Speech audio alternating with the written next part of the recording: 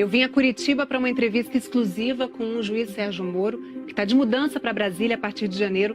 Ele assume o Ministério da Justiça e Segurança Pública. Licença. Tudo bom? Sob elogios e críticas, o juiz Sérgio Moro aceitou o convite do presidente eleito Jair Bolsonaro. E eu queria saber o que foi decisivo, juiz, para esse sim.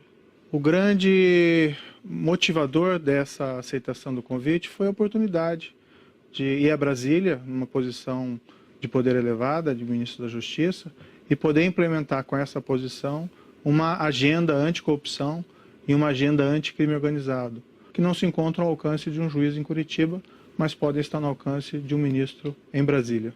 O senhor conversou com familiares ou fez uma reflexão sozinha? Conversei com amigos, com pessoas experientes, conversei também com a minha família. Na verdade, dos amigos, os conselhos foram diferenciados. Alguns me recomendaram que não, outros me recomendaram que sim. Teve algum momento em que o senhor pensou em dizer não?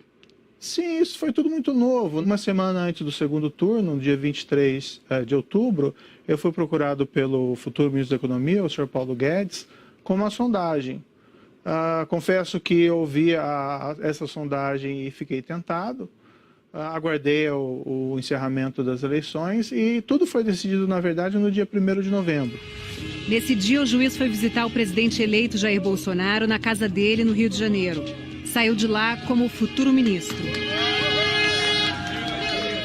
O que eu percebia nas pessoas comuns era um certo entusiasmo, um desejo que eu aceitasse esse convite. Então as pessoas me procuram, me cumprimentam. Para mim é um sinal de que há uma grande expectativa e espero corresponder a essa expectativa. O ex-ministro do Supremo, Aires Brito, disse que essa mudança rápida do senhor da Justiça para o Executivo, ela comprometeria a separação e a independência dos poderes Executivo, Legislativo e Judiciário. O que o senhor tem a dizer sobre isso? Tenho um grande respeito pelo ex-ministro Aires Brito. Eu acho que a avaliação dele, nesse caso, está equivocada. Existe essa fantasia, né, de que o ex-presidente Lula, que foi condenado por corrupção e lavagem de dinheiro, teria sido excluído arbitrariamente das eleições por conta do processo criminal. Mas o fato é que ele está condenado e preso porque ele cometeu um crime. Mas a defesa do ex-presidente Lula entrou com um novo pedido de habeas corpus pela liberdade dele e pela anulação da ação penal do caso do Triplex. E o principal argumento é de que houve irremediável perda da imparcialidade. O senhor em algum momento temeu colocar em risco todo o trabalho feito até agora ao aceitar o convite para o Ministério? Não, veja, essa questão pertence hoje às Cortes de Justiça, não mais a mim.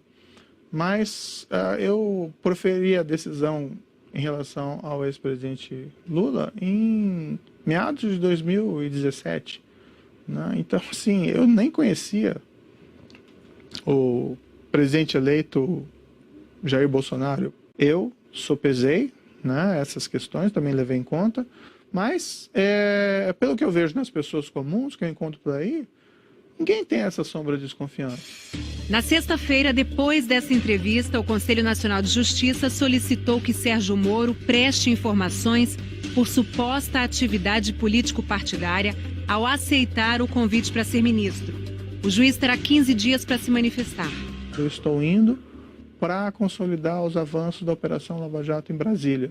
O senhor acha que o momento que a gente vive hoje, politicamente, é resultado desses 4 anos da Lava Jato? Em parte, nas eleições, havia um sentimento muito forte contra um sistema político que, apesar de todas essas revelações de casos de grande corrupção, praticamente nada fez. O atual senhor presidente eleito foi quem talvez melhor foi identificado pela população como alguém que modificaria esse status quo. Qualquer outro candidato que fosse identificado com essa causa anticorrupção teria boas chances, sem prejuízo das outras bandeiras do candidato. Né? O senhor deu uma coletiva essa semana em que enumerou ali, listou uma série de medidas que pretende encaminhar ao Congresso ao longo do governo. O juiz defendeu que condenados por homicídios pelos tribunais do júri cumpram pena imediatamente, sem esperar o julgamento de recursos. Que seja proibida a progressão de pena e a saída temporária de presos que tenham vínculos com organizações criminosas. Que crimes graves demorem mais a prescrever. Que haja uma regulação mais clara para que policiais possam trabalhar disfarçados. Que seja ampliado o banco de dados genético para esclarecer crimes com exames de DNA. Que denunciantes anônimos sejam mais protegidos. Entre as propostas e bandeiras de campanha do presidente eleito está a flexibilização da posse e do porte de armas. O que seria isso na prática, essa flexibilização? As regras atuais são muito restritivas para o posse de arma em casa. Posse é a pessoa ter uma arma dentro de casa, não ela sair por aí passeando com a arma. E é porte, é diferente. Hoje a gente tem uma pessoa com 25 anos que preencha uma série de requisitos, passe por uma série de testes psicotécnico, antecedentes criminais, e se ela comprovar que ela tem uma necessidade de, por algum motivo, de ter uma arma, ela consegue ter uma arma. Em que isso mudaria? Eu acho que isso não pode ser muito além de uma afirmação, de que eu quero ter uma arma em casa, eu estou preparado, eu não tenho antecedentes criminais, eu fiz os testes psicotécnicos, e assim, eu quero ter uma arma para vamos dizer assim, porque eu me sinto mais seguro por isso. Vários estudos mostram que esse armamento não obrigatoriamente reflete numa diminuição da criminalidade. Acho que a questão não é exatamente diminuição ou não da criminalidade. O senhor presidente foi eleito com base nessa proposição e me parece que existe aí um compromisso com seus eleitores. O senhor, como juiz, tem o direito a ter uma arma em casa. Sim. O senhor tem uma arma? Sim. Mas não anda armado? Bem, aí são questões relativas à segurança pessoal, eu prefiro não responder. Mas normalmente não. Tem alguma coisa que tire o sono do senhor hoje? Hoje, olha, eu exerço essa profissão de magistrado na área criminal e não raramente me deparei com casos muito difíceis. Isso sempre envolve uma situação de risco. Mas vão ser tomadas as providências necessárias para assegurar a minha proteção policial durante esse período e também das pessoas a mim próximas. A gente teve no ano passado 62 mil homicídios no Brasil. Qual a meta do senhor para daqui 4 anos em relação a esse número? Não tenho condições de me comprometer com um percentual de redução específico, porque veja, isso não é exatamente matemática.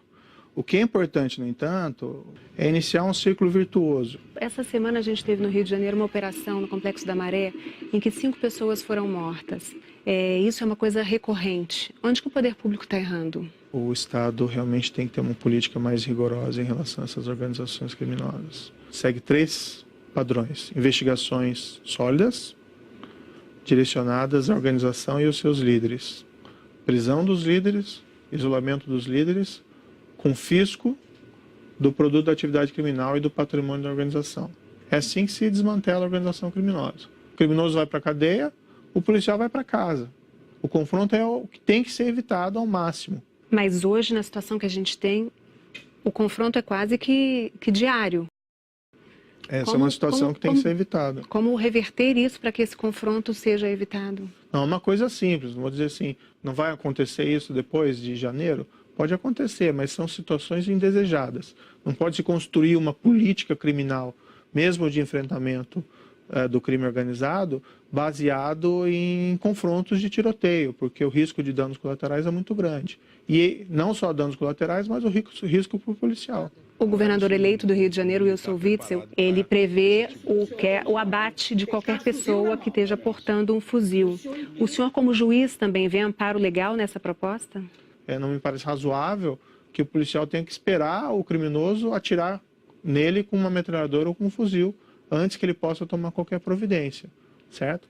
Eu tenho minhas dúvidas se isso já não é acobertado pela legislação, mas nós vamos estudar se é necessário uma reformulação da lei nesse sentido. Eu não tenho condições de agora efetuar uma crítica apropriada, porque eu não sei exatamente o que ele está defendendo. Ele está defendendo, inclusive, a compra de drones que possam ser usados para, por exemplo, se tiver um bandido numa comunidade no Rio de Janeiro com um fuzil na mão, para que se possa atirar.